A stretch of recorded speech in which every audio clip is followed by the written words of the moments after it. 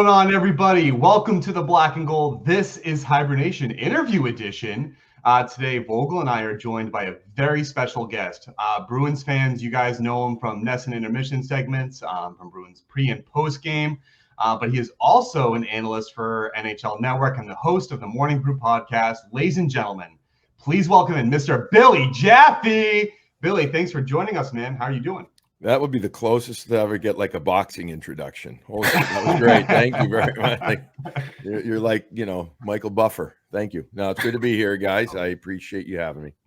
Oh man, that's high praise. I gotta tell you, I'm not a big boxing guy. Like, I know a lot of people that are, like my neighbor, his children, and a couple of my other friends are, but that's not my stick. But we're also here, to talk about some hockey too on top of it. Hopefully maybe I can, enable some cool, I don't know, verbiage. See, I'm getting the jitters out. It is what it is. Absolutely. Let's talk hockey. Whatever you want to talk about. You want to talk about last night's game as we sit and record this on Sunday morning, or where do you want to go? Yeah, so the fans know a lot about you from a perspective as a NESN analyst, but we also wanted to get to know a little bit more about you personally. But speaking of last night, short pod. Yeah. We know last night was probably a late night for you with the Utah game being at 9 p.m. What were your thoughts on that? I thought it was a lost opportunity to win 2 points, to earn 2 points. Way too sloppy. Way too many hope plays, too many less valuing of the puck, as Brick likes to say, and it's a statement that I've always liked that he said. And we didn't feel that they had a golden opportunity with a depleted defense of the Utah Hockey Club, and they never allowed them really, except for a couple of shifts, to feel uncomfortable. And they gave them a lot of opportunities vis-a-vis soft plays in their own zone with the puck. And therefore it led to opportunities for them. They were up 1-0 in the third. Utah scores a goal. Actually could have had another one, but it was offside, off of a turnover. Anyway, they lose in overtime. Good news, bad news. Good news is they got a point. Bad news is they should have had 2. I mean, they should have, and you hope you don't look back at that as one of those early season, oh, you should have had the extra point, and that gets you to a different spot in the playoff race.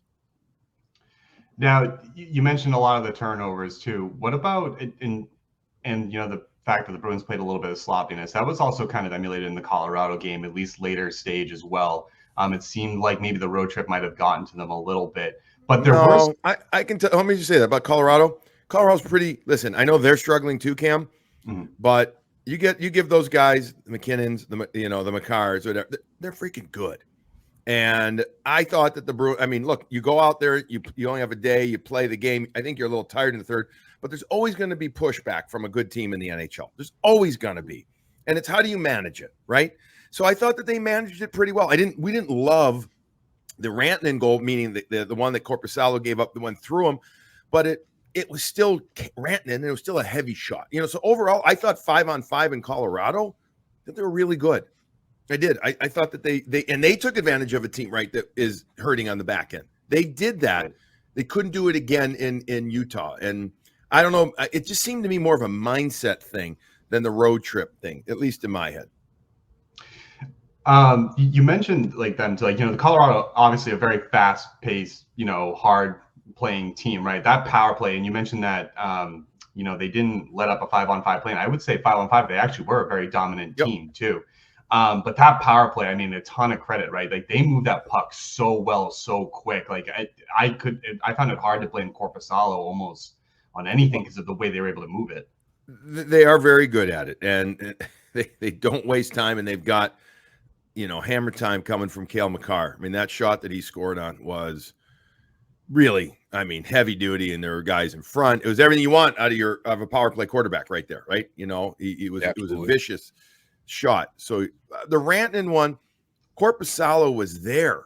He had gotten over to the left. It just ended up going through him. And so, yes, that's going to happen, right? But you sit there and say, oh man, that's the one. If there was one that he would say the goalie cliche he'd like to have again or have back, I think that would be the one. I think that would be the one right there, because it went through him instead of by him. Yeah, no, I can definitely agree with that. And kind of pivoting back to the Utah game, I definitely agree with you. That was a missed opportunity. Being down Sean Dursey and John Marino, those Mhm. those were big guys for them, right? And so their defense, I wouldn't say was bad last night at all. They actually the defense was the one that scored the 2 goals for Utah. And I think, yeah, the Bruins, I agree with you. I don't think they attacked it, as they should have. Couple of times the Kastelik line did it again. They've been so consistently good at doing that. Straight line hockey, puck placement hockey, puck support hockey.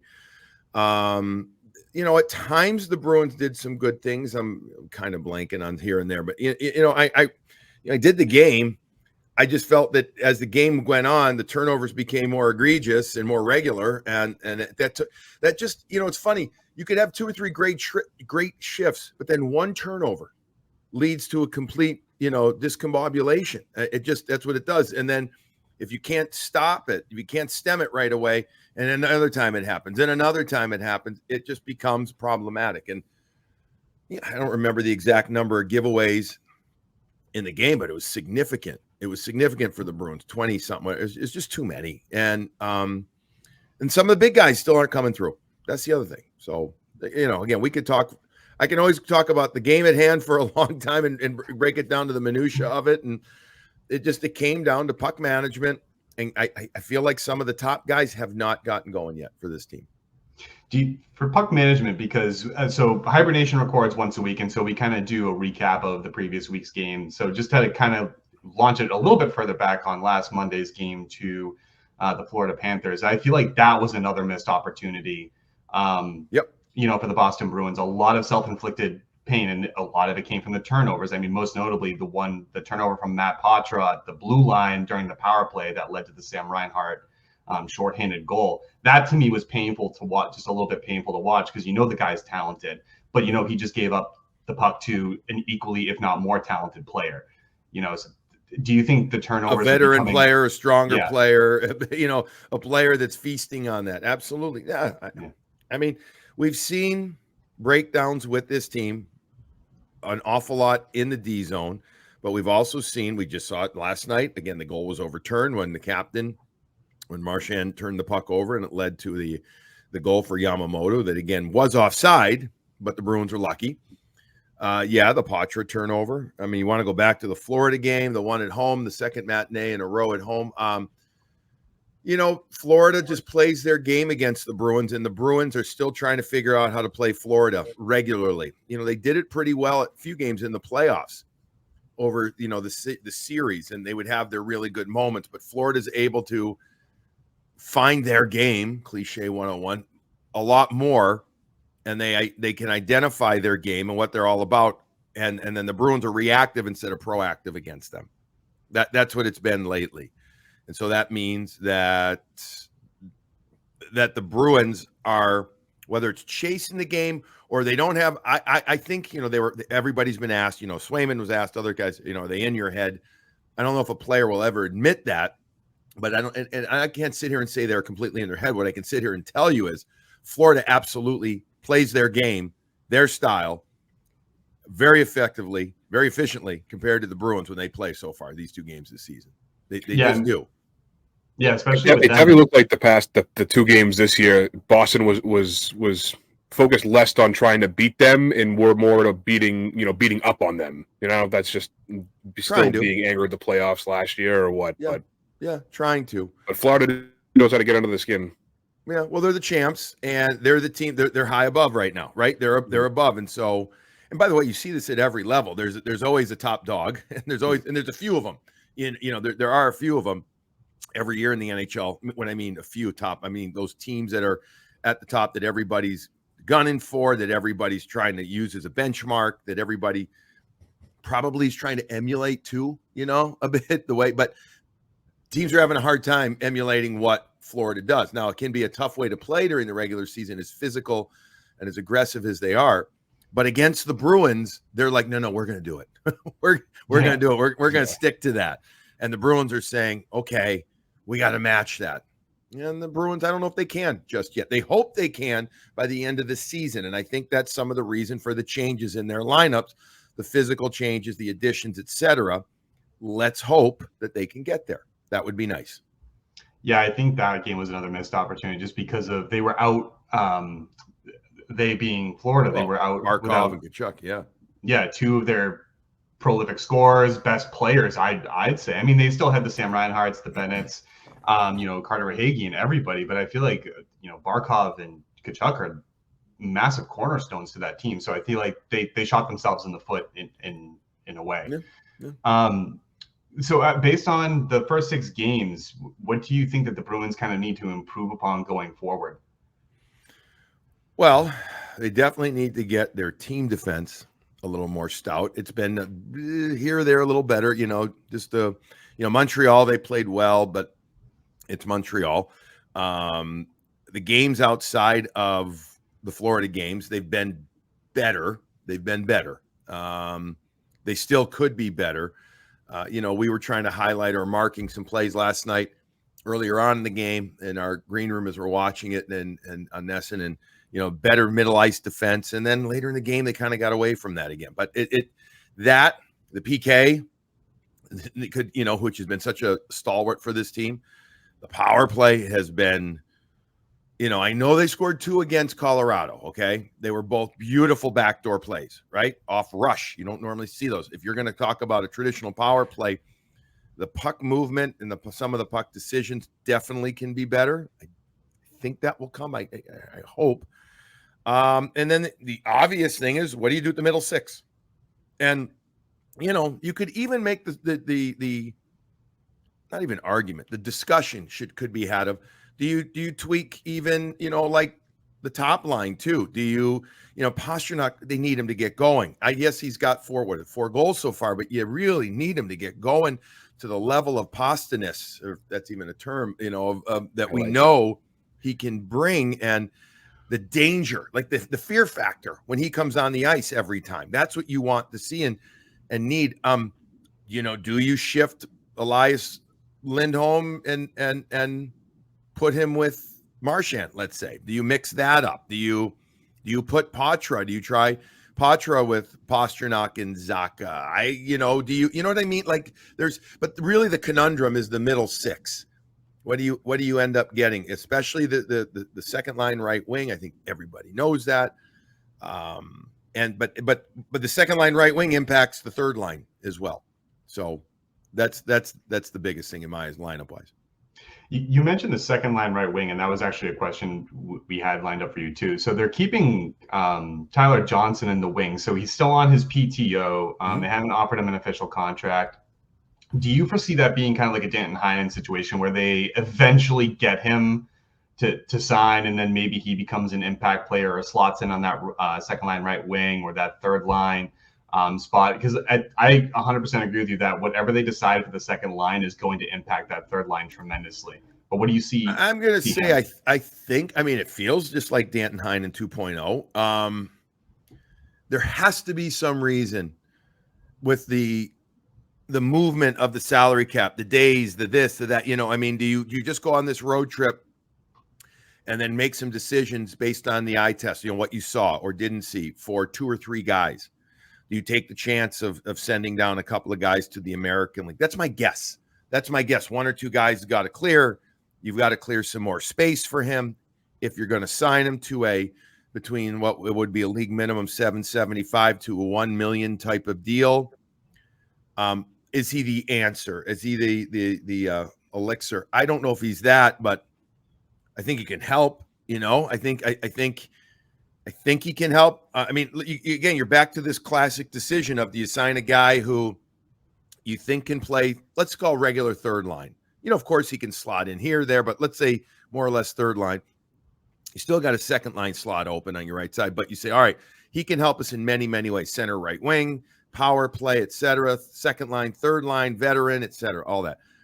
But now also looking forward, really forward, what does it do for you and your cap space come trade deadline time? Does you know what I mean? You're accruing dollars right now. If you then spend them and you have fewer dollars to spend come March 1st, whenever the deadline is, I don't remember this year, does that impact their thinking? So I guess that's probably going into it too. I talked to Tyler the other day. He seemed very okay and calm about it. I don't, quite honestly, I don't even know if he's on this road trip or not. Like, I don't think he is, but I don't know. Like, did he go I think we would have heard if he was skating there. So he's waiting. I mean, does he get another offer? I mean, that's going to play I think a lot into it. Maybe he just says, the other offers I've gotten are from a team or two I don't want to go to. I'll stick it out with Boston because I'm just speculating here, fellas, that Boston has said, hang in there. We want to figure this out, etc. We really appreciate it. And if that's the case, then he's going to wait. But I don't know how much longer he'd wait. I mean, you're getting to the point by next week where you're like, okay, for both player and team, you would think something would be getting done. That's a good point too, because you mentioned that other teams can offer him, right? And then injuries can play a huge factor in that, because if another team is desperate for a winger or a center, I mean, if they see him in the wings, the guy has Stanley Cup pedigree. So, and for maybe a young team or a team that might be fighting to maybe go for a run, that might see that and they'll say, we'll take a run at you. Like, we'll try for it. Mm-hmm. Tangential kind of to him and with the second line right wing spot. So there's two very young and good prospects down in Providence, in Lysell and Merkulov. Lysell actually just scored his first goal of the season last year. Do you maybe think that they get elevated to the big club for a look? I know Merkulov actually had last year for a period of time, but Lysell has yet to kind of break that barrier. And I thought that they had a decent preseason. I thought they got better as they went along, but do you think that that's a possibility? Absolutely. But I really am not educated enough to comment on how those two are playing right now because I haven't been able to watch them play. So I'm comfortably sitting on the fence on this one, Cam, because, I mean, I could sit here and say, oh, yeah, they got to bring him up. And that wouldn't be appropriate because I haven't been able to either watch online or go down to Providence to see him play and really see the details of the game and everything. I don't know. I mean, I can tell you they wanted both of them to go down there and kick ass down there and force them to call him up. That's what the NHL team wants you to do. And they want you to make it hard on them, really hard, like where they can't say no. Could I see them trying? I mean, why not? But the question becomes with regard to that is, are you just calling up to try, or are you calling up to try and keep up? And you want to keep those guys up if they get called up. You don't want them on the 95 Express regularly. Now, I know it's 50 minutes, depending on traffic, but it's just an optics thing, right? It's just a way of like saying, hey, no, you've earned it. No, we're going to bring it. I don't think they want to bring them up with the hope that they'll take it. I think they want to bring them up and say, you're here you got 8 games or whatever. They look at the schedule like, here's a good run of games. You know what? Play your ass off and take a spot. I think that's what they want out of it. So, I mean, if you guys have seen them play and you think they're worthy of a call up right now, you would know more than me, and I would actually defer to you on that. Because I always have a thing. I'm not going to sit here and tell you something I really don't know. And just to sound good. I like how you said it's 50 minutes from Boston with, depending on traffic, even with it, like Boston is an hour away from Boston. Right. So it's crazy. And you're right. If they get called up in an emergency situation, that can play into a player's physicality, right? Well, emergency situation is different versus we have a spot open, like, and you've earned the call up. To me, that's different. If you say, hey, we need you, you've been the best player down there, come on up. We got to, we need you right now. But, if you call them up to try and fill the spot, it can't be for one. I think it's got to be 4 games, 5 games, and you've got to live with the good and the bad, the bad, along with the good, if the growing pains. So that's another decision that needs to be made with it. Cool. Nice. Yeah. I know that we kind of touched on, how the fourth line has been your best line so far this year, and how, we have, Johnson, Lysell, all these either PTO guys or prospect guys. Are there any new guys to the team this year that have really stood out to you that have made an impression? Korpisalo obviously in net, but Kostelik, Jones, Lindholm. Any new guys stand out?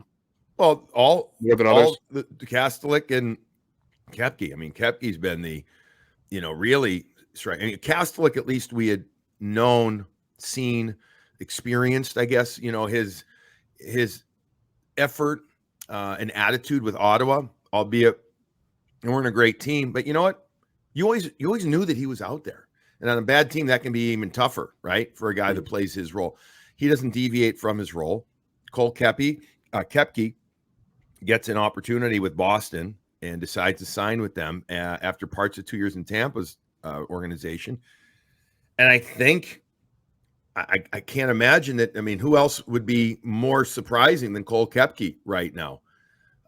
Can it continue? Who the hell knows? But, you know, I mean, he keep playing the role, keep doing exactly what you're doing, bud, because he's doing it with great determination, excellent stride, you know, really powerful, great couple of first steps. He's made a difference. So, I mean, to me, it's those two new guys that have jumped out at me. The others, in no particular order, that you mentioned: Jones, Tufte, Zadorov, Korpisalo, Lindholm. I mean, Elias, I kind of know what he is. So I've seen it, and I'm not surprised by it. For the most part, happy with it, right? Like he's not loud. His game isn't loud. It's quiet, regardless. So, you know, even if he puts up 2 goals, it's usually quiet, right? The players I mentioned have done okay. They've just done okay. They haven't done enough for me to say they've jumped out and they've done something. Just one more question on the Bruins, and then we actually had some questions about you that we wanted to kind of get into. You know, through the first 6 games, who do you think the number one Bruin is that kind of needs to step it up? With all things kind of taken into consideration. Oh, I already mentioned the name. You know, you want to you know that there's so much more from David Pastrnak. You know that when he finds his game, it's so special.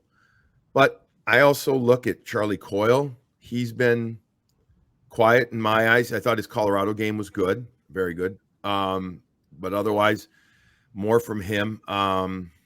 So I'm going to give you too many names to say one name, but look, the last couple of games, love to see more from Charlie McAvoy, because you know he's your number one. He is your absolute thoroughbred on the back, and he's like a Clydesdale too. And I mean that. I mean, I love Clydesdale. Like he can crush you. You know, he's a massive, but he hits harder than anybody, but he can also skate beautifully.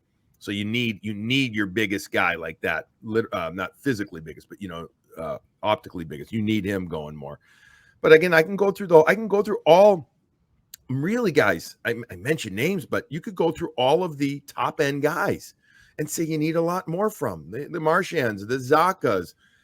You haven't gotten anything out of either Geeky or Brazeau. They're not part of that upper echelon, but one of those two guys, you hope.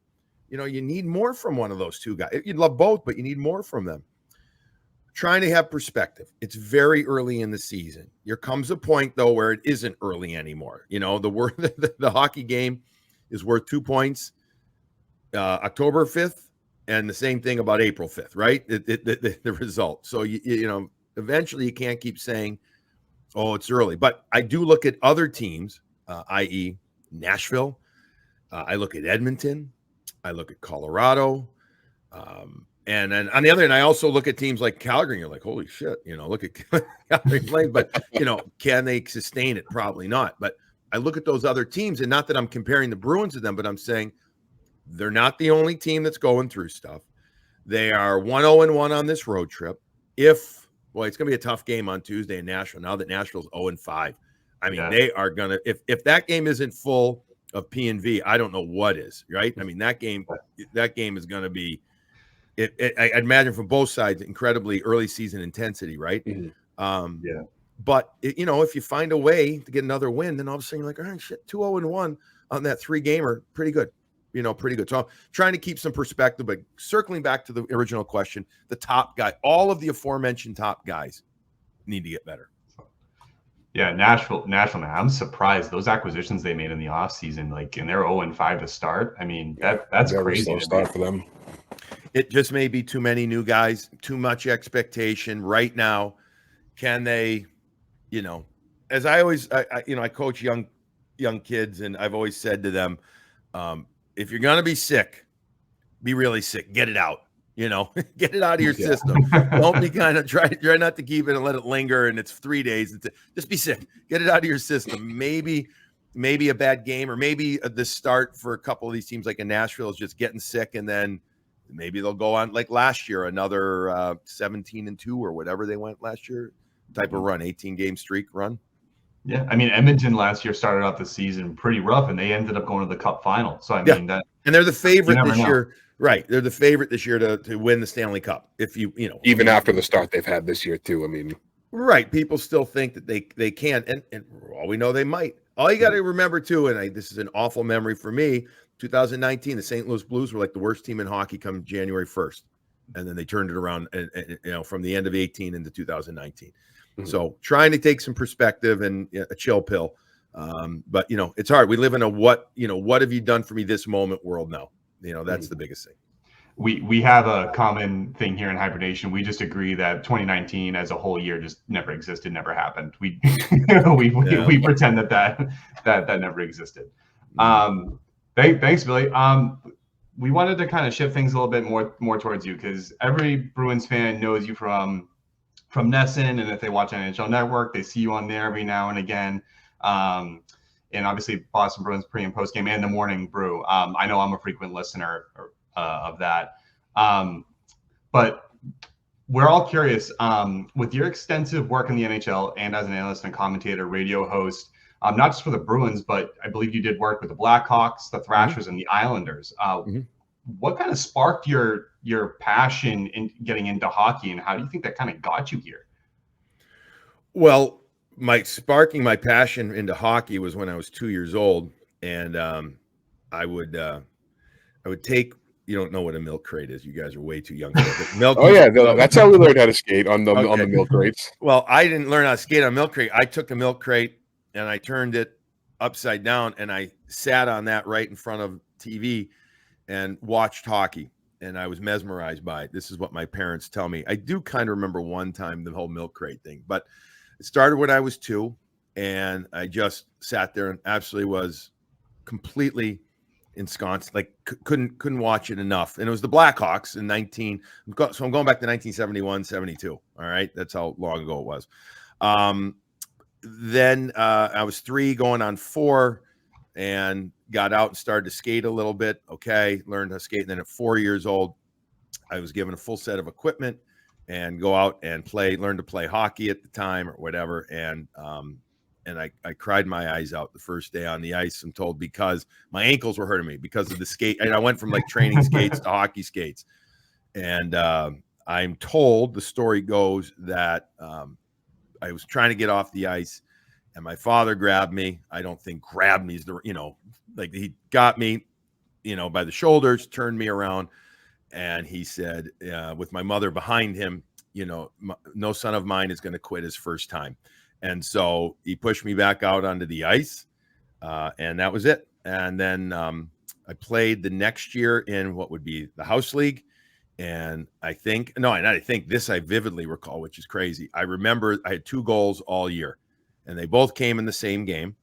And one of them was a real goal, and the other one I spun around. We played, those half ice thing with bumpers in the middle area. And I literally just got a puck and shot it down the ice, and the goalie missed it and went in. It's amazing how I can remember that. And if you asked me something my wife said to me 32 minutes ago, I wouldn't have an idea, right? I mean, I wouldn't have an idea whatsoever. But I remember that. And that was it. And then the next year, it was kind of like something happened. All of a sudden I could skate. I was big. I could play. And ever since then, it just took off. And I wish I could play it more. I wish my body allowed me to. I'm trying to get back, because it's truly for an hour to an hour and 20 minutes. If you can get out there and just play with a great group of guys and, no bullshit and all that, it's very cathartic for me still. It is. It's in this effed up world that we live in. You know what, man? Like, to get out there and to have a moment, an hour to an hour and a half of really no issues in the world. It's pretty sweet. Sometimes it's just therapy. Just getting back on the ice is the therapy you need. Exactly. I mean, my hips literally need therapy. I've had both of them replaced in the last year and a half. I've had my neck fused and both shoulders done and everything. But that is what it is. But so the body's a mess. But on the other hand, you know what? If I can still do it and have a great time 1 or 2 days a week, I love it. So that's how I got started. That was my passion, starting with hockey. And by the way, coincidentally, I was always a Bruins fan, always, even though I grew up in Chicago. The reason being is my mother's family is from Boston. Grew up in Winthrop. Then my grandmother lived on Beacon Street, right in downtown Boston. When her husband died, she ended up moving in. My grandfather, she ended up moving into the city eventually, and so she loved Boston sports, all Boston sports. She was a hardcore, crazy sports fan, and so I was so, I loved her so much that, she impacted me. She didn't know it right away, but then it did. It was all I could get was Boston sports and the number one team, because for me with the Bruins, because my number one sport is hockey. So to speak, this is also kind of like a dream come true in a way to work with the Bruins organization, being a Boston Bruins fan. Yeah, I mean, back in 2011, after the Cup, when I got there, started doing their games, it was it was a dream come true, but I never really thought I'd be I had no idea I was going to be in broadcasting. I had no clue, right? I didn't fall into it until I was almost 29. And so for me, yes, to go to the Boston Bruins was unbelievable. I think even more, as cool as that was, my first 2 years with NESN and doing, I think I did 25 Bruins games those 2 years. I was traveling all around, and I would come in and I would do one game a week, basically. But it was 2 years later when I agreed to a much more robust deal with NESN, and I moved my family to Boston, because I was still, like I said, living in the New York area coming in. I was doing a ton of NHL Network, a ton of Sportsnet in Canada and everything. But then I came in and I signed to do not every game, but a lot of games for the Bruins. And then that was kind of like that moment of, oh, you know what? I've always loved Boston. It's always been my favorite team. And now I'm living here. That's pretty cool. Nice. Vogel. Another question I wanted to ask. I know, you kind of started out your hockey, passion and career kind of the same as the learn to skate, learn to play hockey, the cross ice games. Most guys, especially that we grew up with in this area, dream of playing college hockey or playing, potentially for a pro team or a Team USA. I know that you had the opportunity to play for college hockey in Michigan, and you actually were part of the 1997 Team USA during the Maccabiah games in Israel. And you were the captain of that team, brought that team to a silver medal. And I believe, if I'm not wrong, you coached the team in 2013 and 17. Yeah, I've been involved with that numerous times. Had the opportunity, and it's wild. It's a wild place to go play hockey. But having the opportunity going back to Michigan, I finished my high school. Actually, I moved from Chicago to Connecticut to play at a prep school there at Kent School, and finished there, and then was recruited by a bunch of schools. And Michigan, being a Midwest kid, always had a very high place in my heart, so to speak. Or you grew up in Chicago. A lot of people first went to Michigan. A lot of people went to Big Ten schools in general, but just Michigan and the football helmets and everything. And it's hard not to be enamored with that. Or if you go to Michigan State or Notre Dame, you hate it, but you know what I mean? You just look at it, you see it, and you're exposed to it all the time. And they recruited me still when I was at Kent, even though all my other schools that recruited me were Northeast schools, and I considered a few of them.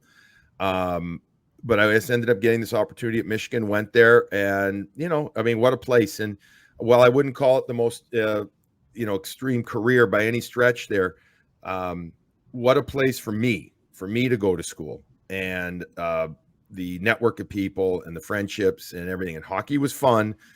It was, and then it wasn't for me. I made a decision to stop playing there and then get into officiating, actually, at the time. I thought about transferring, but at the time, and when I say transferring, it was only for hockey. I absolutely loved the school. But at the time, you had to sit out a full year. And at that time, I'm like, oh shit, do I want to sit out a full year? I didn't want to go to a small school, a D3 school. Nothing against them. I just didn't want to go to a much smaller school. Like, I loved Michigan, Ann Arbor, and the school and all. So I stayed there. And you have that realization of, oh yeah, I wanted to play. Who doesn't want to play in the pros, right? I wanted to, and then you have the realization, like, might not. I'm not going to, right? And there's a lot of great players out there. So anyway, so I did other things, but I got my degree, and I have lifelong friends from there, and I have the connection to a lot of people. And I think that that's, incredibly important. And then getting the opportunity to play Anytime, I know it's cliche, guys, but anytime you can wear a sweater that says USA on it or Canada or whatever, it's very cool. And had an amazing time, have made some lifelong friends from that as well, especially the 97 experience. And, I mean, it's, again, I go back to, and it's any sport, hockey is obviously our sport, the three of our sports, we're sitting here and talking, but any sport, if you can use it to take you places, get you in places, to make you, as you said, like your therapy session. And if you can physically and mentally enjoy it, that's what it's all about. And so I feel like hockey has been great for me. I mean, it's just, it's been not my life totally, but it's been a major, it's such a significant part of my life that when I think about it, it's pretty crazy. How did you feel it was different from coaching the team for Team USA to actually playing? How you got to see it from both sides? Yeah, well, and also in 17, I was Reg Dunlop for the old guys for the Masters team. I was player coach. I mean, coaching is so different, especially when you're coaching younger kids. When I say younger kids, the open team was 18 and up, right? We had some good college players on the team, some good junior players. So what you're doing for a short tournament, you're bringing everybody together. You have to be, you can't be, you have to have details, but not over detailed because you're talking a couple of weeks. The most important thing about short tournaments are becoming a cohesive team immediately. That's the hardest thing and the most important thing. And, if you've got a full season, you can live with the ebbs and flows, the ups and downs of stuff. As a coach on a short-term thing, you've got to just really get through to the guys, and you got to say, look, you might do this here, but here I need you to do this, type of role.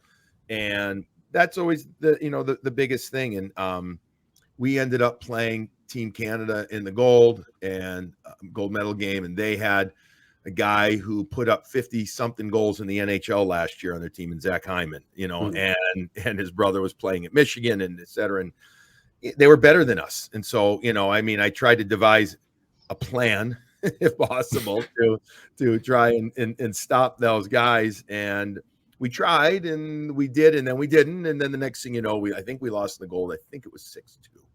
So they were just better. And he had a hat trick, maybe even 7-2. And he was a bull out there, and he was, so, I mean, he's doing it at the NHL level. So I don't really feel that bad about it was but that was the biggest difference, is how do you get the guys in a short-term scenario to buy in, to be a team, and to really accept roles that they might not do regularly. And as a player, my first time I was the captain of the team. I was helping this other guy. When I say helping him coach, meaning we talked a lot about X's and O's and everything, but as a player, you're trying to make sure that everybody is, especially as the captain, happy. Everybody feels good. Everybody understands that they're important. And that's not always possible.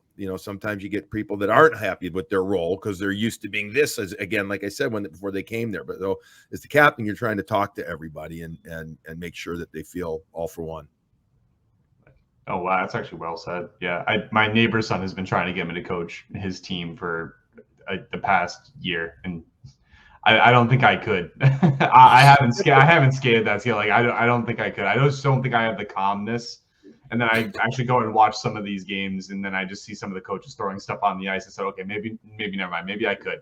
Yeah, no, that's a safe sport violation. Yeah, you might not want to do that. That's hockey and safe sport, throwing shit, yelling, swearing. We have a good time. I've been very fortunate to be involved with my son's team for a long time now. I think it's either 8 or 9 years. I think it's 8 years. Oh. And with the Boston Junior Eagles. And we really had an amazing experience. But there have been times where it has been like, oop, I shouldn't say that. Or, whoa,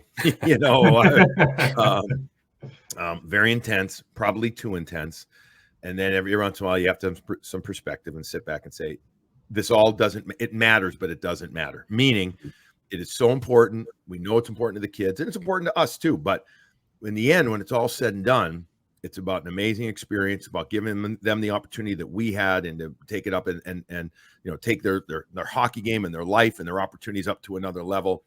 Most of these kids, as good as they are that we're coaching right now, most won't play past high school. And you know what? There's nothing wrong with that. You recognize, again, from having gone through it, you understand how freaking good the guys are at all levels of college. club hockey right now is fantastic, fantastic compared to how it was when I was, back in the late 80s. And so it's hard to shit. So you just realize that this is really important from a growth perspective, and you want to win, and you want this, and you want that. In the end, though, it's all about experience. And that's when, then I reset, and then, I get mad again a few games later. Vogel and I have talked about it, and we forgive Gary Bettman. Our invitation to the NHL draft probably got lost in the mail somewhere. So yes, no, that's awesome, Billy. Just one last question, and then we can wrap it up. And this one's going to be around the Bruins and your just overall thoughts. What do you think this? I know it's early yet, and you've alluded to it, and it's kind of hard because they can go on a tear. They could not. But what do you think the ceiling of this team is in terms of regular season and playoff ambitions? Well, I mean, it's so incomplete that, I was high on this team from I think they're going to be a very competitive team that gets better as the year goes on. I'm still going to stick with that. I hope I'm right. Could be wrong. Yes, there's things that need to be fixed. We already are addressed. We already talked about those. But to get caught up in just the badness right now of a few things, again, it's too myopic, it's too narrow-sighted or short-sighted. So I don't know if they're going to reach the Holy Grail, the Stanley Cup, unless they address a couple of things, right? And the question is, will they be able to address them? I don't know. I don't have that crystal ball, nor do I. The salary cap plays a major role into it. They need a lot of different things to get going, but I do think stick with this. I never thought they'd win the division this year. I've said that on Morning Brew with Jaffe and Razor. I've said it on NESN. I've said, but could they be as high as number 2 in the Atlantic? Maybe. Is a 2-3 spot really more real? 3 spot more realistic? Probably. Does that bother me? Not at all. You're going through Toronto or Florida. You know it regardless. So whenever you play them, you play them type of thing. Tampa looks good this year. Can they keep it up? No, I don't know. Are they better without Stamkos and without Sergachev? It's hard to believe, right, guys? But right now they're playing with a focus and a purpose. Well, right now. But we're talking right now. So let's do this again in 3 months, and holy shit, it could be a whole different thing. They could be a 500 team. So long way of getting back, and I have a way of, I wish I got paid by the word. I'd be retired. I still think they're a playoff team as they are constructed right now. But they need to get constructed, and they need to get higher performance level from certain guys, and they need to address 1 or 2 moves, no question about it, if they really want to go further than just playoffs. Nice. Billy, we honestly can't thank you enough for coming on. This, as you can imagine, for just a couple of guys who love the sport of hockey and who are just doing this for fun as well. This has been a wonderful experience having you on. We know that you are involved with the Greater Boston Food Bank, and they aim to help those who are less fortunate in the Greater Boston area. We at HiBruiNation and the entire Don't Puck with Media team fully actually stand behind these charitable efforts for local and broader communities. So as an additional thank you for you coming on with us today, the HiBruiNation team will be making a donation, and for our listeners, we hope and encourage you guys to do the same. So no, it's wonderful work, and it's just a wonderful way to say thank you, and at the same time helping others that may need it. No, I appreciate that. That's great. And just for all your fans too. I mean, that's awesome that you guys do that. So thank you very much. And obviously very important cause, not just Greater Boston, everywhere. If you can support even, absolutely, $50, like, we do it here locally where we live in the suburbs with our crew, our local charity as well. If only because, I think sometimes we think that everybody's being taken care of. And the reality is they're not, even locally, even in, suburbs where you think, oh, we don't have that problem. You do, so I really appreciate that. Look, it's always fun talking hockey, and it's always good just catching up, and my schedule didn't allow it until now. So I appreciate you guys asking and having me on. Cool. Thanks, Billy. Hey, good luck. Thanks, Billy. Really appreciate it. Yep. No problem, guys. Be well. Take care.